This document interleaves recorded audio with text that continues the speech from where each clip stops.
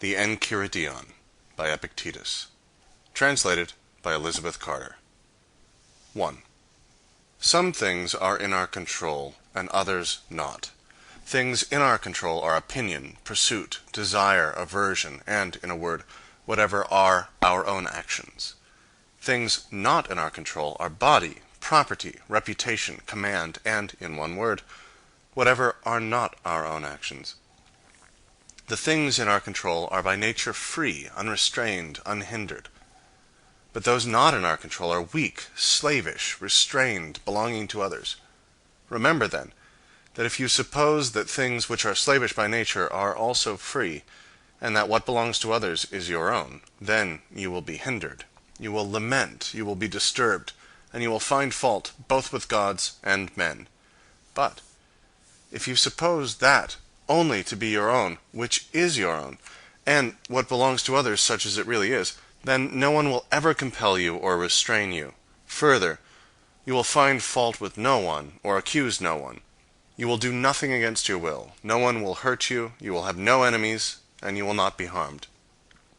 Aiming, therefore, at such great things, remember that you must not allow yourself to be carried even with a slight tendency towards the attainment of lesser things. Instead, you must entirely quit some things, and for the present postpone the rest. But if you would both have these great things along with power and riches, then you will not gain even the latter, because you aim at the former too. But you will absolutely fail of the former, by which alone happiness and freedom are achieved. Work, therefore, to be able to say to every harsh appearance, "You are but an appearance, and not absolutely the thing you appear to be." And then examine it by those rules which you have, and first and chiefly by this: whether it concerns the things which are in our control, or those which are not. And if it concerns anything not in our control, be prepared to say that it is nothing to you. 2. Remember that following desire promises the attainment of that of which you are desirous, and aversion promises the avoiding that to which you are averse. However, he who fails to obtain the object of his desire is disappointed, and he who incurs the object of his aversion wretched. If, then, you confine your aversion to those objects only which are contrary to the natural use of your faculties, which you have in your own control, you will never incur anything to which you are averse. But if you are averse to sickness, or death, or poverty, you will be wretched. Remove aversion, then, from all things that are not in our control, and transfer it to things contrary to the nature of what is in our control. But, for the present, totally suppress desire. For, if you desire any of the things which are not in your own control, you must necessarily be disappointed, and of those which are, and which it would be laudable to desire, nothing is yet in your possession. Use only the appropriate actions of pursuit and avoidance, and even these lightly, and with gentleness and reservation. 3. With regard to whatever objects give you delight, are useful, or are deeply loved, remember to tell yourself of what general nature they are, beginning from the most insignificant things. If, for example, you are fond of a specific ceramic cup, remind yourself that it is only ceramic cups in general of which you are fond. Then, if it breaks, you will not be disturbed. If you kiss your child or your wife, say that you only kiss things which are human, and thus you will not be disturbed if either of them dies. 4.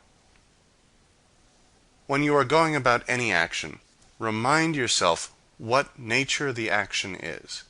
If you are going to bathe, picture to yourself the things which usually happen in the bath. Some people splash the water, some push, some use abusive language, and others steal. Thus, you will more safely go about this action if you say to yourself, "I will now go bathe, and keep my own mind in a state conformable to nature," and in the same manner with regard to every other action. For thus, if any hindrance arises in bathing, you will have it ready to say, "It was not only to bathe that I desired, but to keep my mind in a state conformable to nature, and I will not keep it if I'm bothered at such things that happen." 5. Men are disturbed not by things, but by the principles and notions which they form concerning things. Death, for instance, is not terrible, else it would have appeared so to Socrates. But the terror consists in our notion of death, that it is terrible. When, therefore, we are hindered, or disturbed, or grieved, let us never attribute it to others, but to ourselves, that is, to our own principles. An uninstructed person will lay the fault of his own bad condition upon others. Someone just starting instruction will lay the fault on himself. Someone who is perfectly instructed will place blame neither on others nor on himself. 6. Don't be prideful with any excellence that is not your own. If a horse should be prideful and say, "I am handsome," it would be supportable. But when you are prideful and say, "I have a handsome horse," know that you are proud of what is, in fact, only the good of the horse. What then is your own? Only your reaction to the appearances of things. Thus, when you behave conformably to nature in reaction to how things appear, you will be proud with reason, for you will take pride in some good of your own. 7. Consider when, on a voyage, your ship is anchored. If you go on shore to get water, you may along the way amuse yourself with picking up a shellfish or an onion. However, your thoughts and continual attention ought to be bent towards the ship, waiting for the captain to call on board. You must then immediately leave all these things, otherwise you'll be thrown into the ship, bound neck and feet like a sheep. So it is with life. If, instead of an onion or a shellfish, you are given a wife or child, that is fine. But if the captain calls, you must run to the ship, leaving them, and regarding none of them. But if you are old, never go far from the ship, lest, when you are called, you should be unable to come in time. 8. Don't demand that things happen as you wish, but wish that they happen as they do happen, and you will go on well. 9. Sickness is a hindrance to the body, but not to your ability to choose, unless that is your choice. Lameness is a hindrance to the leg, but not to your ability to choose. Say this to yourself with regard to everything that happens. Then you will see such obstacles as hindrances to something else, but not to yourself. 10. With every accident, ask yourself what abilities you have for making a proper use of it. If you see an attractive person, you will find that self-restraint is the ability you have against your desire. If you are in pain, you will find fortitude. If you hear unpleasant language, you will find patience. And thus habituated, the appearances of things will not hurry you away along with them. 11. Never say of anything, "I have lost it," but "I have returned it." Is your child dead? It is returned. Is your wife dead? She is returned. Is your estate taken away? Well, and is not that likewise returned? But he who took it away is a bad man. What difference is it to you who the giver assigns to take it back? While he gives it to you to possess, take care of it, but don't view it as your own, just as travelers view a hotel. 12. If you want to improve, reject such reasonings as these. If I neglect my affairs, I'll have no income. If I don't correct my servant, he will be bad. For it is better to die with hunger, exempt from grief and fear, than to live in affluence with perturbation.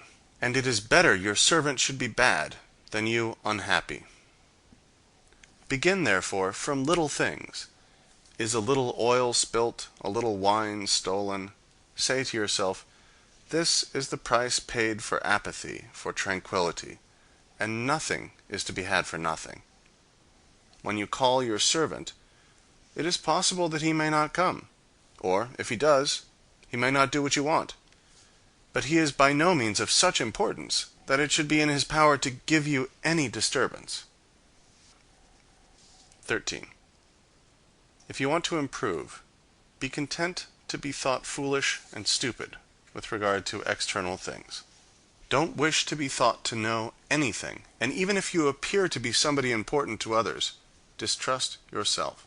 For it is difficult to both keep your faculty of choice in a state conformable to nature, and at the same time acquire external things. But while you are careful about the one, you must of necessity neglect the other. 14. If you wish your children and your wife and your friends to live forever, you are stupid. For you wish to be in control of things which you cannot. You wish for things that belong to others to be your own. So likewise, if you wish your servant to be without fault, you are a fool. For you wish vice not to be vice, but something else. But if you wish to have your desires undisappointed, this is in your own control. Exercise, therefore, what is in your control. He is the master of every other person who is able to confer or remove whatever that person wishes either to have or to avoid. Whoever then would be free, let him wish nothing, let him decline nothing which depends on others, else he must necessarily be a slave. 15. Remember that you must behave in life as at a dinner party. Is anything brought around to you? Put out your hand and take your share with moderation. Does it pass by you? Don't stop it. Is it not yet come? Don't stretch your desire towards it, but wait till it reaches you. Do this with regard to children, to a wife, to public posts, to riches, and you will eventually be a worthy partner of the feasts of the gods. And if you don't even take the things which are set before you, but are able even to reject them, then you will not only be a partner at the feasts of the gods, but also of their empire. For by doing this, Diogenes, Heraclitus, and others like them, deservedly became and were called divine. 16. When you see anyone weeping in grief because his son has gone abroad, or is dead, or because he has suffered in his affairs, be careful that the appearance may not misdirect you. Instead, distinguish within your own mind, and be prepared to say, it's not the accident that distresses this person, because it doesn't distress another person. It is the judgment which he makes about it. As far as words go, however, don't reduce yourself to his level, and certainly do not moan with him. Do not moan inwardly either. 17.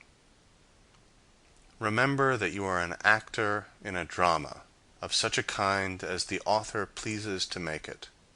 If short, of a short one. If long, of a long one. If it is his pleasure you should act a poor man, a cripple, a governor, or a private person, see that you act it naturally, for this is your business, to act well the character assigned to you. To choose it is another's. 18.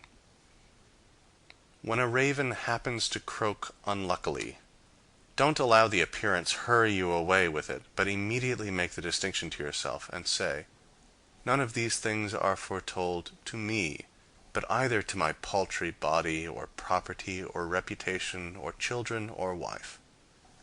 But to me, all omens are lucky, if I will. For whichever of these things happens, it is in my control to derive advantage from it. 19.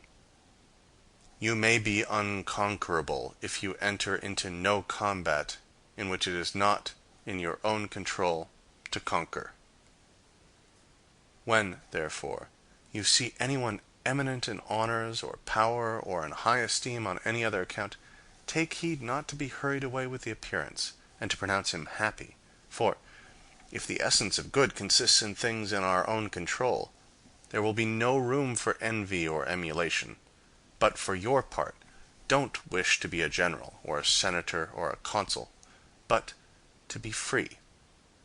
And the only way to do this is a contempt of things not in our own control. 20.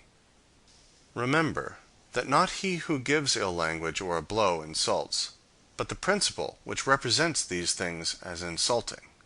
When, therefore, anyone provokes you, be assured that it is your own opinion which provokes you. Try, therefore, in the first place, not to be hurried away with the appearance, for if you once gain time and respite, you will more easily command yourself. 21. Let death and exile, and all other things which appear terrible, be daily before your eyes, but chiefly death, and you will never entertain any abject thought, nor too eagerly covet anything. 22. If you have an earnest desire of attaining to philosophy, prepare yourself from the very first to be laughed at, to be sneered by the multitude, to hear them say, "He has returned to us a philosopher all at once," and "Whence this supercilious look?"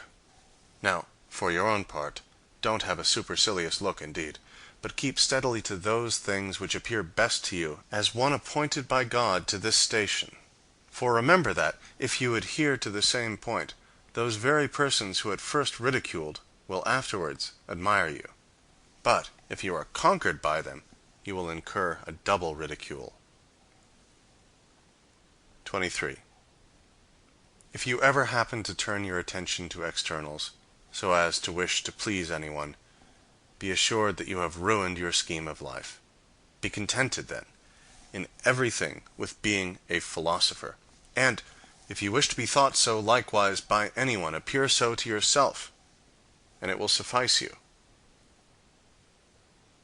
24. Don't allow such considerations as these distress you. I will live in dishonor and be nobody anywhere. For if dishonor is an evil, you can no more be involved in any evil by the means of another than be engaged in anything base. Is it any business of yours, then, to get power, or to be admitted to an entertainment? By no means. How then, after all, is this a dishonor? And how is it true that you will be nobody anywhere, when you ought to be somebody in those things only which are in your own control, in which you may be of the greatest consequence? But my friends will be unassisted. What do you mean by unassisted? They will not have money from you, nor will you make them Roman citizens. Who told you, then, that these are among the things in our own control, and not the affair of others? And who can give to another the things which he has not himself? Well, but get them, then, that we too may have a share. If I can get them with the preservation of my own honor and fidelity and greatness of mind, show me the way, and I will get them. But if you require me to lose my own proper good, that you may gain what is not good, consider how inequitable and foolish you are. Besides, which would you rather have, a sum of money, or a friend of fidelity and honor? Rather assist me, then, to gain this character than require me to do those things by which I might lose it. Well, but my country, say you, as far as depends on me, will be unassisted. Here again, what assistance is this you mean? It will not have porticos, nor baths of your providing. And what signifies that? Why, neither does a smith provide it with shoes, or a shoemaker with arms. It is enough if everyone fully performs his own proper business. And, were you to supply it with another citizen of honor and fidelity, would not he be of use to it? Yes. Therefore, neither are you yourself useless to it. What place, then, say you, will I hold in the state? Whatever you can hold with the preservation of your fidelity and honor. But, if by desiring to be useful to that, you lose these, of what use can you be to your country when you are become faithless and void of shame? 25. Is anyone preferred before you at an entertainment, or in a compliment, or in being admitted to a consultation? If these things are good, you ought to be glad that he has gotten them. And if they are evil, don't be grieved that you have not gotten them. And remember that you cannot, without using the same means which others do, to acquire things not in our control, expect to be thought worthy of an equal share of them. For how can he who does not frequent the door of any great man, does not attend him, does not praise him, have an equal share with him who does? You are unjust then, and insatiable, if you are unwilling to pay the price for which these things are sold, and would have them for nothing. For how much is lettuce sold? 50 cents, for instance. If another then, paying 50 cents, takes the lettuce, and you, not paying it, go without them, don't imagine that he has gained any advantage over you. For as he has the lettuce, so you have the 50 cents which you did not give. So, in the present case, you have not been invited to such a person's entertainment, because you have not paid him the price for which a supper is sold. It is sold for praise. It is sold for attendance. Give him then the value, if it is for your advantage. But if you would at the same time not pay the one and yet receive the other, you are insatiable and a blockhead. Have you nothing then instead of the supper? Yes, indeed you have. The not praising him whom you don't like to praise. The not bearing with his behavior at coming in.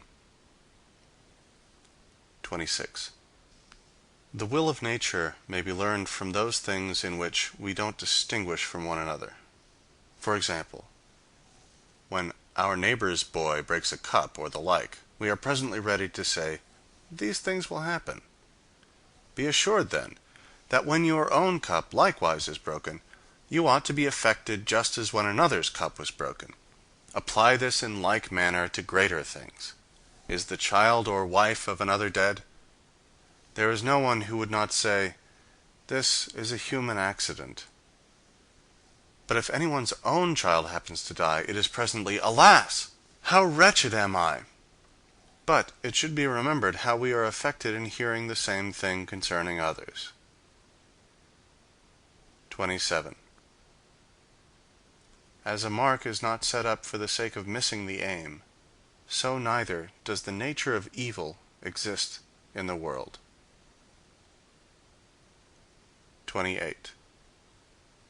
If a person gave your body to any stranger he met on his way, you would certainly be angry. And do you feel no shame in handing over your own mind to be confused and mystified by anyone who happens to verbally attack you? 29. In every affair consider what precedes and follows, and then undertake it. Otherwise you will begin with spirit, but not having thought of the consequences, when some of them appear, you will shamefully desist. I would conquer at the Olympic Games. But consider what precedes and follows, and then, if it is to your advantage, engage in the affair. You must conform to rules, submit to a diet, refrain from dainties, exercise your body, whether you choose it or not, at a stated hour in heat and cold. You must drink no cold water, nor sometimes even wine. In a word, you must give yourself up to your master as to a physician. Then, in the combat, you may be thrown into a ditch, dislocate your arm, turn your ankle, swallow dust, be whipped, and, after all, lose the victory. When you have evaluated all this, if your inclination still holds, then go to war. Otherwise, take notice, you will behave like children who sometimes play like wrestlers, sometimes gladiators, sometimes blow a trumpet, and sometimes act a tragedy when they have seen and admired these shows. Thus, you too will be at one time a wrestler, at another a gladiator, now a philosopher, then an orator, but with your whole soul nothing at all. Like an ape, you mimic all you see, and one thing after another is sure to please you, but is out of favor as soon as it becomes familiar. For you have never entered upon anything considerately, nor, after having viewed the whole matter on all sides, or made any scrutiny into it, but rashly, and with a cold inclination. Thus some, when they have seen a philosopher and heard a man speaking like Euphrates, though indeed who can speak like him, have a mind to be philosophers too. Consider first, man, what the matter is, and what your own nature is able to bear.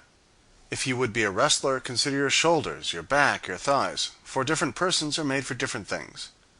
Do you think that you can act as you do and be a philosopher? That you can eat and drink and be angry and discontented as you are now?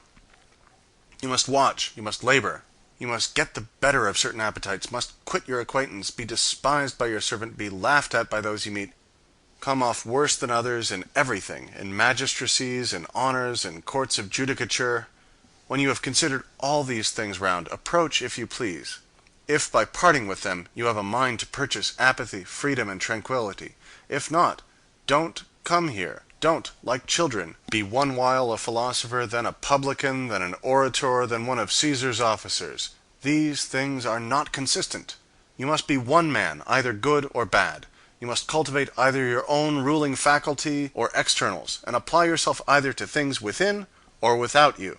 That is, be either a philosopher or one of the vulgar. 30. Duties are universally measured by relations. Is anyone a father? If so, it is implied that the children should take care of him, submit to him in everything, patiently listen to his reproaches, his correction. But he is a bad father. Are you naturally entitled, then, to a good father? No, only to a father. Is a brother unjust? Well, keep your own situation towards him. Consider not what he does, but what you are to do to keep your own faculty of choice in a state conformable to nature. For another will not hurt you unless you please. You will then be hurt when you think you are hurt. In this manner, therefore, you will find from the idea of a neighbor, a citizen, a general, the corresponding duties if you accustom yourself to contemplate the several relations. 31. Be assured that the essential property of piety towards the gods is to form right opinions concerning them, as existing and as governing the universe with goodness and justice. And fix yourself in this resolution, to obey them and yield to them and willingly follow them in all events, as produced by the most perfect understanding. For thus you will never find fault with the gods, nor accuse them as neglecting you. And it is not possible for this to be effected any other way than by withdrawing yourself from things not in our control, and placing good or evil in those only which are.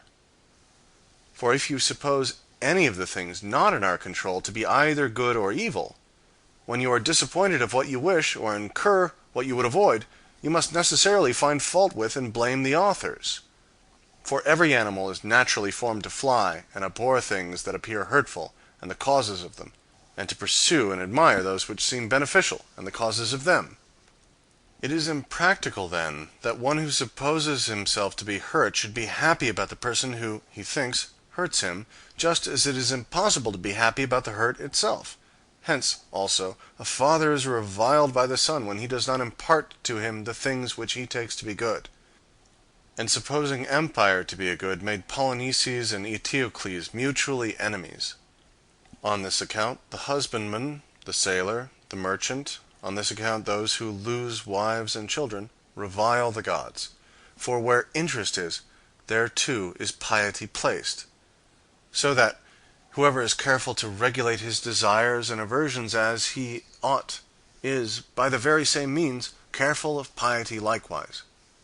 But it is also incumbent on everyone to offer libations and sacrifices and first fruits, conformably to the customs of his country, with purity, and not in a slovenly manner, nor negligently, nor sparingly, nor beyond his ability. 32. When you have recourse to divination, remember that you know not what the event will be, and you come to learn it of the diviner, but of what nature it is you know before you come, at least if you are a philosopher. For if it is among the things not in our control, it can by no means be either good or evil. Don't, therefore, bring either desire or aversion with you to the diviner, else you will approach him trembling. But first acquire a distinct knowledge that every event is indifferent and nothing to you, of whatever sort it may be.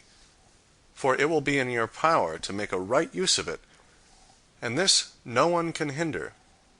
Then come with confidence to the gods as your counselors, and afterwards, when any counsel is given you, remember what counselors you have assumed, and whose advice you will neglect if you disobey.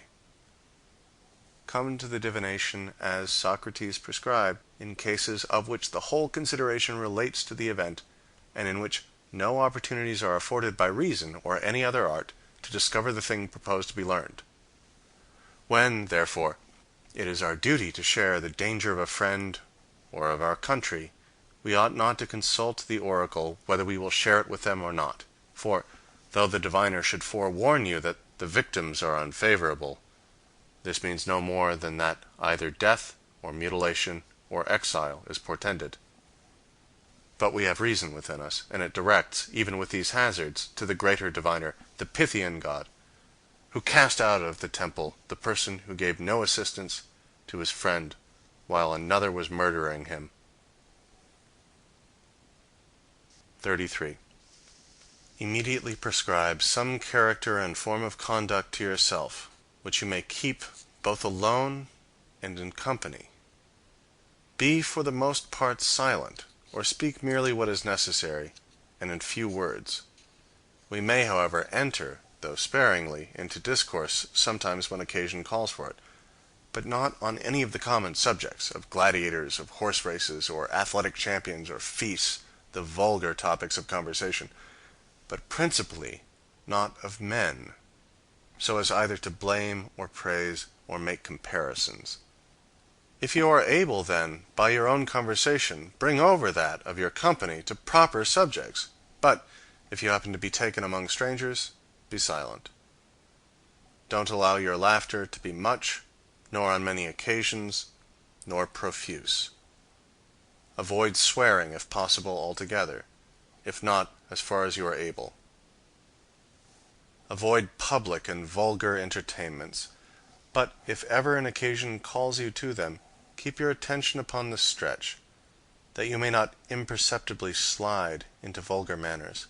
For be assured that if a person be ever so sound himself, yet, if his companion be infected, he who converses with him will be infected likewise.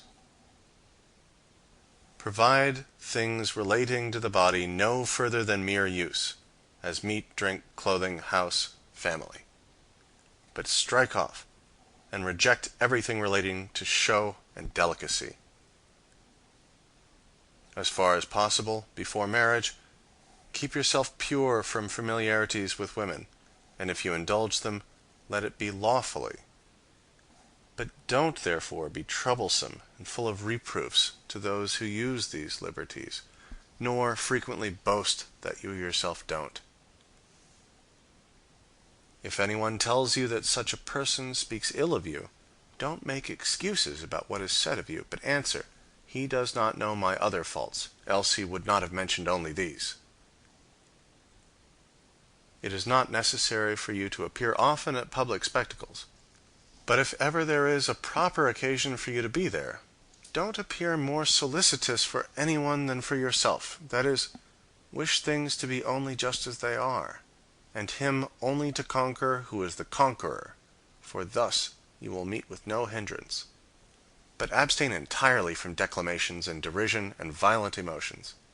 And when you come away, don't discourse a great deal on what is past, and what does not contribute to your own amendment, for it would appear by such discourse that you are immoderately struck with the show. Go not of your own accord to the rehearsals of any authors, nor appear at them readily. But if you do appear, keep your gravity and sedateness, and at the same time avoid being morose. When you are going to confer with anyone, and particularly those in a superior station, represent to yourself how Socrates or Zeno would behave in such a case, and you will not be at a loss to make proper use of whatever may occur. When you are going to any of the people in power, represent to yourself that you will not find him at home, that you will not be admitted, that the doors will not be opened for you, that he will take no notice of you. If, with all this, it is your duty to go, bear what happens, and never say to yourself, "It was not worth so much." For this is vulgar, and like a man dazed by external things. In parties of conversation, avoid a frequent and excessive mention of your own actions and dangers. For however agreeable it may be to yourself to mention the risks you have run, it is not equally agreeable to others to hear your adventures. Avoid likewise an endeavor to excite laughter, for this is a slippery point which may throw you into vulgar manners, and besides, may be apt to lessen you in the esteem of your acquaintance. Approaches to indecent discourse are likewise dangerous. Whenever, therefore, anything of this sort happens, if there be a proper opportunity, rebuke him who makes advances that way, or at least, by silence and blushing, and a forbidding look, show yourself to be displeased by such talk. 34. If you are struck by the appearance of any promised pleasure, guard yourself against being hurried away by it, but let the affair wait your leisure, and procure yourself some delay. Then bring to your mind both points of time, that in which you will enjoy the pleasure, and that in which you will repent and reproach yourself after you have enjoyed it, and set before you, in opposition to these, how you will be glad and applaud yourself if you abstain. And even though it should appear to you a seasonable gratification, take heed that its enticing and agreeable and attractive force may not subdue you, but set in opposition to this, how much better it is to be conscious of having gained so great a victory. 35. When you do anything from a clear judgment that it ought to be done, never shun the being seen to do it, even though the world should make a wrong supposition about it. For, if you don't act right, shun the action itself. But if you do, why are you afraid of those who censure you wrongly? 36. As the proposition, either it is day or it is night, is extremely proper for a disjunctive argument, but quite improper in a conjunctive one, so, at a feast, to choose the largest share is very suitable to the bodily appetite, but utterly inconsistent with the social spirit of an entertainment. When you eat with another, then, remember not only the value of those things which are set before you to the body, but the value of that behavior which ought to be observed towards the person who gives the entertainment. 37. If you have assumed any character above your strength, you have both made an ill figure in that, and quitted one which you might have supported. 38. When walking, you are careful not to step on a nail or turn your foot. So, likewise, be careful not to hurt the ruling faculty of your mind. And if we were to guard against this in every action, we should undertake the action with the greater safety. 39. The body is to everyone the measure of the possessions proper for it, just as the foot is of the shoe. If, therefore, you stop at this, you will keep the measure, but if you move beyond it, you must necessarily be carried forward as down a cliff, as in the case of a shoe. If you go beyond its fitness to the foot, it comes first to be gilded, then purple, and then studded with jewels. For to that which once exceeds a due measure, there is no bound. 40. Women from 14 years old are flattered with the title of mistresses by the men. Therefore, perceiving that they are regarded only as qualified to give the men pleasure, they begin to adorn themselves, and in that to place ill their hopes. We should, therefore, fix our attention on making them sensible that they are valued for the appearance of decent, modest, and discreet behavior. 41. It is a mark of want of genius to spend much time in things relating to the body, as to be long in our exercises, in eating and drinking, and in the discharge of other animal functions. These should be done incidentally and slightly, and our whole attention be engaged in the care of the understanding. 42. When any person harms you, or speaks badly of you, remember that he acts or speaks from a supposition of its being his duty. Now, it is not possible that he should follow what appears right to you, but what appears so to himself. Therefore, if he judges from a wrong appearance, he is the person hurt, since he too is the person deceived. For if anyone should suppose a true proposition to be false, the proposition is not hurt, but he who is deceived about it. Setting out, then, from these principles, you will meekly bear a person who reviles you, for you will say upon every occasion, "It seems so to him." 43. Everything has two handles, the one by which it may be carried, the other by which it cannot. If your brother acts unjustly, don't lay hold on the action by the handle of his injustice, for by that it cannot be carried, but the opposite, that he is your brother, that he was brought up with you, and thus you will lay hold on it as it is to be carried.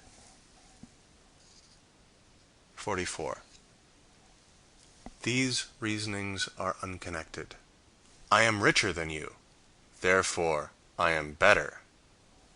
I am more eloquent than you, therefore I am better.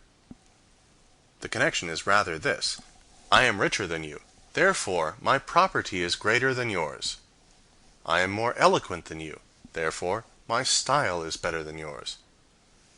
But you, after all, are neither property nor style. 45.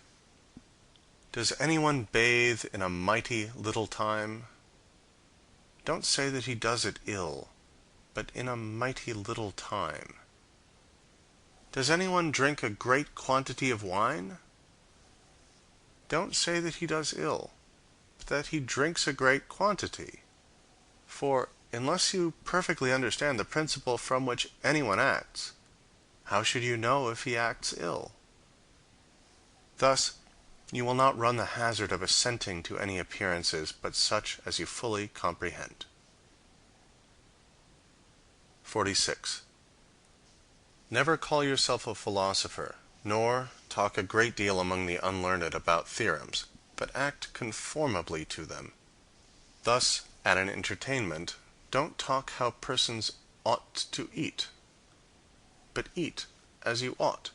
For remember that in this manner Socrates also universally avoided all ostentation.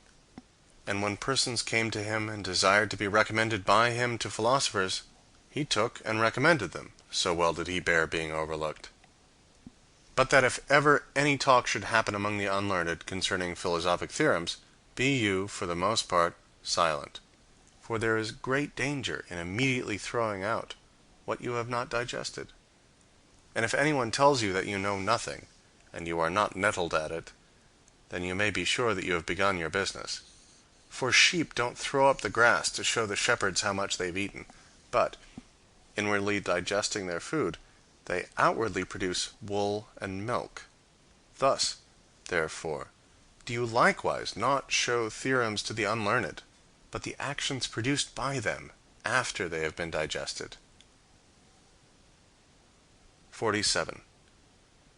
When you have brought yourself to supply the necessities of your body at a small price, don't pique yourself upon it, nor, if you drink water, be saying upon every occasion, "I drink water."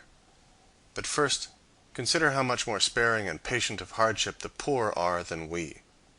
But if at any time you would inure yourself by exercise to labor, and bearing hard trials, do it for your own sake, and not for the world. Don't grasp statues. But when you are violently thirsty, take a little cold water in your mouth, and spurt it out, and tell nobody.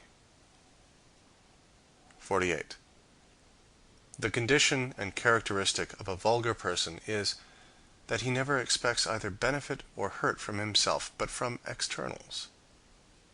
The condition and characteristic of a philosopher is, that he expects all hurt and benefit from himself. The marks of a proficient are, that he censures no one, praises no one, blames no one, accuses no one, says nothing concerning himself as being anybody or knowing anything. When he is in any instance hindered or restrained, he accuses himself, and if he is praised, he secretly laughs at the person who praises him, and if he is censured, he makes no defense. But he goes about with the caution of sick or injured people, dreading to move anything that is set right before it is perfectly fixed. He suppresses all desire in himself. He transfers his aversion to those things only which thwart the proper use of our own faculty of choice. The exertion of his active powers towards anything is very gentle. If he appears stupid or ignorant, he does not care, and, in a word, he watches himself as an enemy, and one in ambush. 49. When anyone shows himself overly confident in ability to understand and interpret the works of Chrysippus, say to yourself, unless Chrysippus had written obscurely, this person would have had no subject for his vanity. But what do I desire? To understand nature and follow her. I ask then, who interprets her, and finding Chrysippus does? I have recourse to him. I don't understand his writings. I seek, therefore, one to interpret them. So far, there is nothing to value myself upon, and when I find an interpreter, what remains is to make use of his instructions. This alone is the valuable thing. But if I admire nothing but merely the interpretation, what do I become more than a grammarian instead of a philosopher? Except, indeed, that instead of Homer, I interpret Chrysippus. When anyone, therefore, desires me to read Chrysippus to him, I rather blush when I cannot show my actions agreeable and consonant to his discourse. 50. Whatever moral rules you have deliberately proposed to yourself, abide by them as they were laws, and as if you would be guilty of impiety by violating any of them. Don't regard what anyone says of you, for this, after all, is no concern of yours. How long, then, will you put off thinking yourself worthy of the highest improvements, and follow the distinctions of reason? You have received the philosophical theorems, with which you ought to be familiar, and you have been familiar with them. What other master, then, do you wait for, to throw upon that the delay of reforming yourself? You are no longer a boy, but a grown man. If, therefore, you will be negligent and slothful, and always add procrastination to procrastination, purpose to purpose, and fix day after day in which you will attend to yourself, you will insensibly continue without proficiency, and, living and dying, persevere in being one of the vulgar. This instant, then, think yourself worthy of living as a man grown up and a proficient. Let whatever appears to be the best be to you an inviolable law, and if any instance of pain or pleasure, of glory or disgrace, is set before you, remember that now is the combat, now the Olympiad comes on, nor can it be put off. By once being defeated and giving way, proficiency is lost, or by the contrary, preserved. Thus Socrates became perfect, improving himself by everything, attending to nothing but reason. And though you are not yet a Socrates, you ought, however, to live as one desirous of becoming a Socrates. 51. The first and most necessary topic in philosophy is that of the use of moral theorems, such as "we ought not lie." The second is that of demonstrations, such as "what is the origin of our obligation not to lie?" The third gives strength and articulation to the other two, such as "what is the origin of this as a demonstration?" For what is demonstration? What is consequence? What contradiction? What truth? What falsehood? The third topic, then, is necessary on account of the second, and the second on the account of the first. But the most necessary, and that whereon we ought to rest, is the first. But we act just on the contrary, for we spend all our time on the third topic, and employ all our diligence about that, and entirely neglect the first. Therefore, at the same time that we lie, we are immediately prepared to show how it is demonstrated that lying is not right. 52. Upon all occasions we ought to have these maxims ready at hand. Conduct me, Jove, and you, O destiny, wherever your decrees have fixed my station. Cleanthes. I follow cheerfully, and did I not, wicked and wretched, I must follow still. Whoever yields properly to fate is deemed wise among men, and knows the laws of heaven. Euripides, fragment 965. And this third: O Crito, if it thus pleases the gods, thus let it be. Anytus and Meletus may kill me indeed, but hurt me they cannot. Plato's Crito, an Apology. End the Enchiridion by Epictetus.